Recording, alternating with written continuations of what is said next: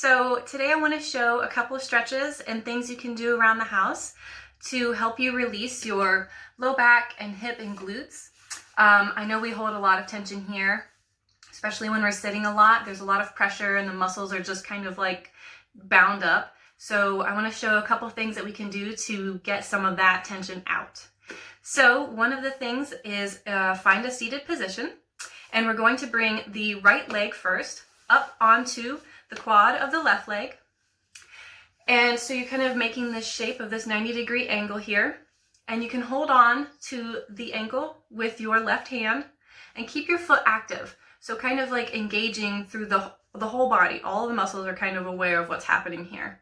We're just taking some deep breaths, and eventually when you're ready, you can go ahead and start leaning forward. So we're not hunching and crouching over. We really want to keep this elongated spine and alignment within the body, and kind of like looking over, up and over the body and the leg. You can use this elbow to kind of push this leg down further once you get down a little bit, to get a really good stretch here in this hip socket. And then you definitely want to do both sides, so each side, oof, that mine's tight. Each side will feel different, definitely. And then I want to show you this same stretch. If you're not comfortable doing it in the chair, or if you want something a little bit more, I want to show you this stretch on the ground. Okay, so now we're going to come down to our backs. And like I said, so you're going to put your feet here. If you kind of reach your hands out like this, your heel should touch your fingertips. And you want your low back flush on the floor. So if you need to kind of rotate your hip to make sure that your back is completely flush.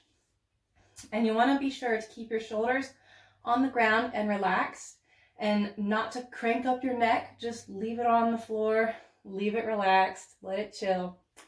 So we'll do the other leg this time. So we'll take the left leg, and we'll put our ankle right here on top of our right quad. And so then you're going to take your left hand and thread it through your legs, that little space there. And you're going to lift your other leg up. And so you keep this at a 90 degree and keep your feet happy and aware and bright. So you're going to clasp your hands behind on your right hamstring. I got to make sure I get my lefts and rights correct. And then you're just going to use that left elbow to kind of push your leg down a little bit to get that good stretch. And then you can bring your leg towards you. So you're not pulling really hard or anything. You're just kind of bringing it in. So if you can't go very far at first, that's totally fine. Just take a deep breath, and on each exhale, see if you can sink it in a little lower towards you. So for this portion, we're going to take a tennis ball, or if you have lacrosse balls. I know I've got some here that I got on Amazon for like maybe 12 bucks or something, and they're really good for getting that fascial release layer and all that tension out. So you just take your tennis ball or whatever you have, and you place it on your back. So this is good for obviously the upper back, right in between those shoulder blades. You can work up into your neck. You can go up and over and across down this way.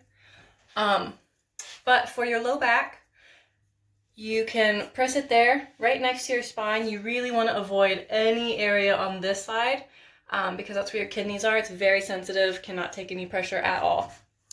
So then you just roll it up and down. My back is so tight. And when you find a good spot, you'll know because you'll feel that pain.